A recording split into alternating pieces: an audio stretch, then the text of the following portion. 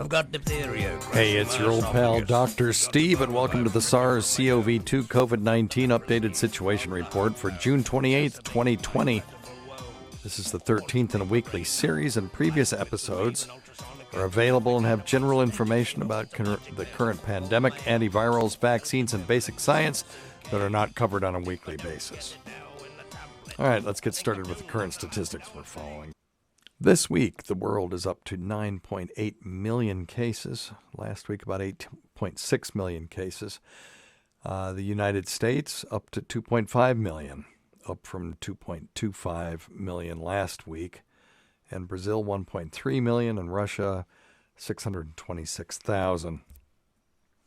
I've reverted back to my original graph. If you remember this graph from the earlier COVID SitReps, I'm going to get back to this. You can see the upper and lower Bollinger Bands, and for quite some time, up until about day 131, we showed some significant decline. It's certainly it's a plateau, but there was a decline. And then it evened out, and now we're seeing total cases going back up again. You can see that the new cases graph is bouncing up against the top of the Bollinger Band. As a matter of fact, today increased to the point where it was above the upper Bollinger Band, which shows a significant trend upward. And here's why. You can see Florida's new cases are far above their 20-day moving average, and the most recent couple of days have been significantly above the upper Bollinger Band, meaning that those cases are above the standard, at least 2 standard deviations above the 20-day mean. Here's Arizona, also steadily increasing. California, steadily increasing, though maybe not at quite the same rate as the other two.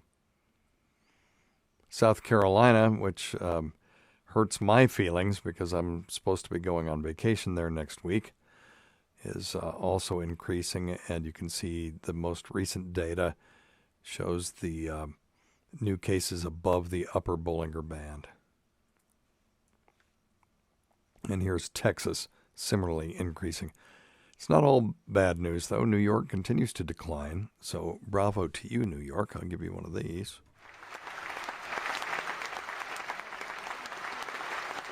And maybe one of these. Give yourself a bill.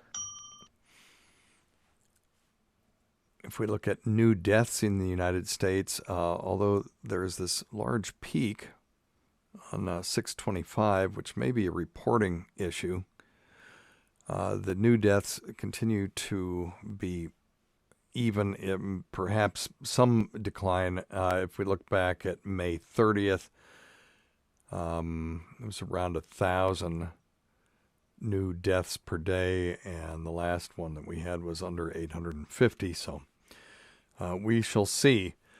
Remember, new deaths will lag behind new cases by anywhere from 14 to 55 days. So we'll have to keep an eye on that. Here's the epidemic curve from the World Health Organization. You can see the Western Pacific really has controlled this infection very well, whereas Southeast Asia, there's increase. Europe had a significant increase and now is starting to narrow, whereas the Eastern Mediterranean is showing some increase, in the Americas certainly do not have this thing under control yet.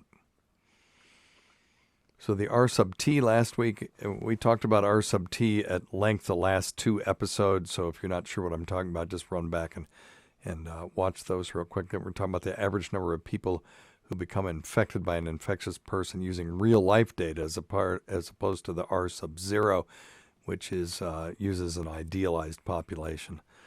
And, Hawaii was at the bottom of this, and now is up to about 1.4 to 1.5 new cases per new case. So you will see ratcheting up of the new cases, and when you get up to an R sub T of 2, you'll see that geometric curve that we're expecting when we have a significant outbreak where one person is infecting 2, which is infecting 4, and then 8, 16, etc.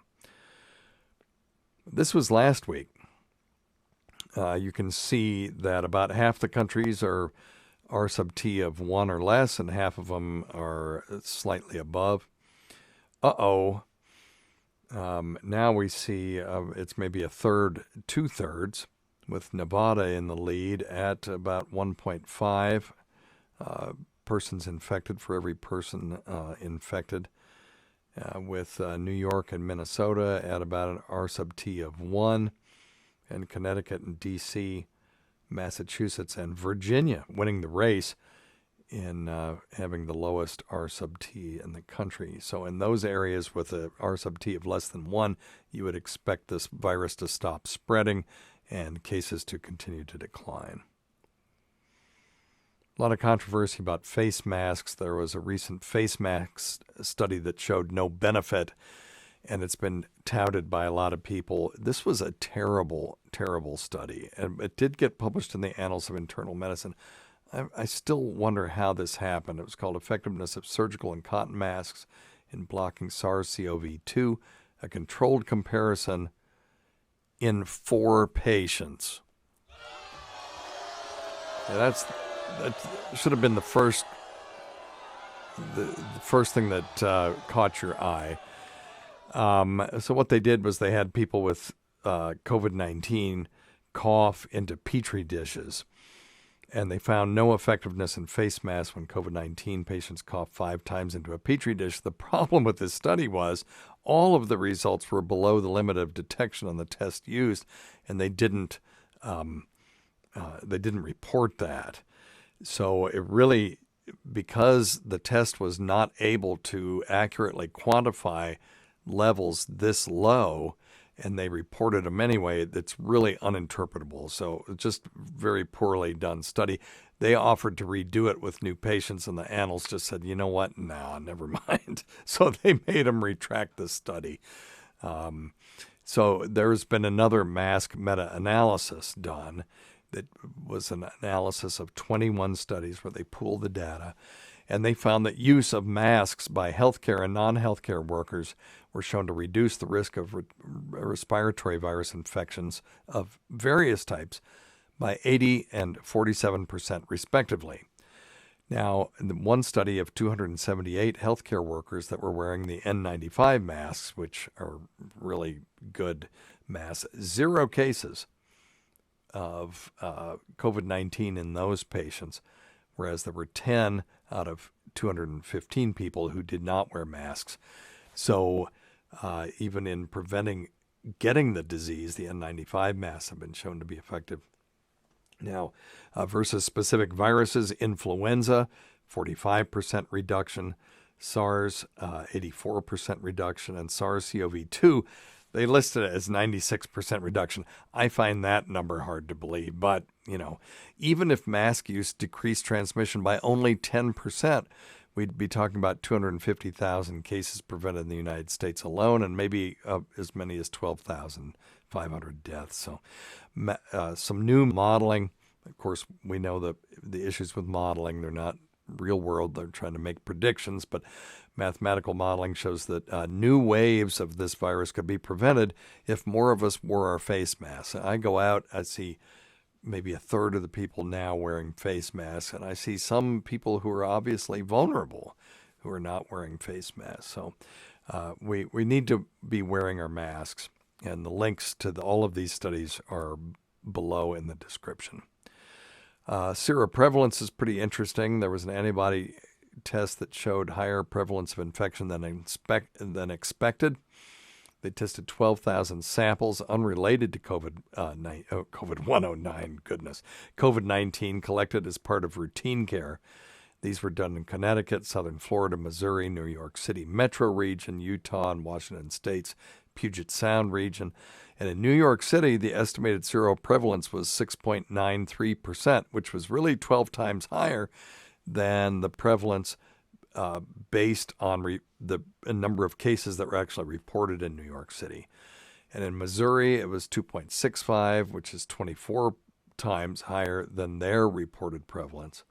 This is still nowhere near herd immunity. We needed at least 60% of people to be immune before we get good herd immunity and get that R sub-0 below 1 for everyone.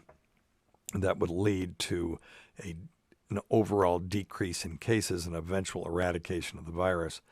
But this does ratchet down total infection mortality. So if you take the deaths and divide that by all the cases that we know of, and then all the asymptomatic people and all the people that never reported it but had symptoms, that number will be extremely low, whereas the case mortality, which is deaths divided by the number of cases that we know, remains relatively high.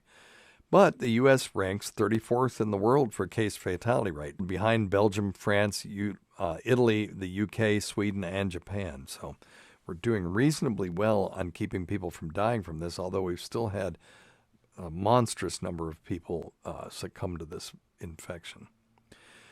By the way, you remember the Ebola outbreak of 2018? Well, the WHO declared it over this week. So we'll take any good news we can get. All right, very good. Congratulations. Things to make this go away. Remdesivir has been shown to be effective in the hospitalized sick. There is a study ongoing on nebulized remdesivir. So you would put this in a nebulizer, it makes the aerosol, and you would inhale it.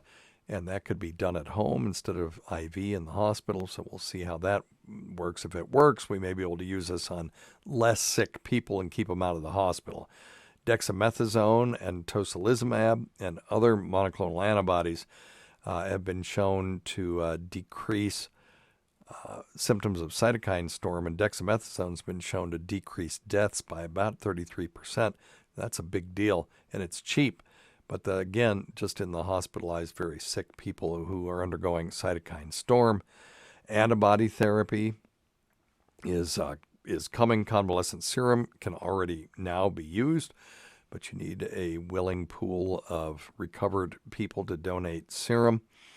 But Lilly has a phase 2 trial for a manufactured antibody, and there are multiple manufacturers of manufactured antibodies. In other words, it's like they're making convalescent serum in the lab, and we will be seeing these. Now, this is not a long-term solution, but it certainly could be even given to healthcare professionals once every 2 months to protect them from getting sick. So now, in the future, we're looking at favipiravir. Still very excited about this one. This one could be used in non-hospitalized people with mild to moderate illness, made by Fuji.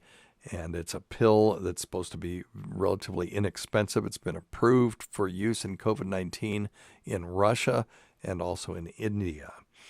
And studies here should be spewing out data in about 2 weeks.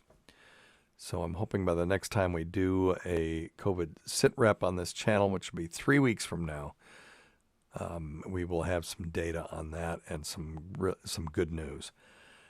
There are 100 vaccine candidates being studied, and we may have an actual vaccine possibly by September, but almost certainly by January. So in the meantime, stay healthy, be smart, practice your physical distancing, do your hand washing frequently. Soap and water is better than gel, but gel's better than nothing. And use your cloth face coverings, particularly when you go out into areas where social distancing is difficult. Do not lose hope. There is light at the end of the tunnel. I know things are looking crappy right now because we're having a resurgence of this virus. We can get this back under control just like we did before, and we can do it more rapidly than we did before because we know a lot more now. Check out our Twitter at Weird Medicine. Check out the podcast at thelaughbutton.com/podcast and our show on SiriusXM, Faction Talk, Saturday nights at 8 p.m. Eastern, Sunday at 5 p.m. Eastern, channel 103, and on demand. All right. Thanks for watching. We'll see you in 3 weeks. for the next Weird Medicine COVID-19 situation report. I'm off to vacation. Pray I survive. Thank you.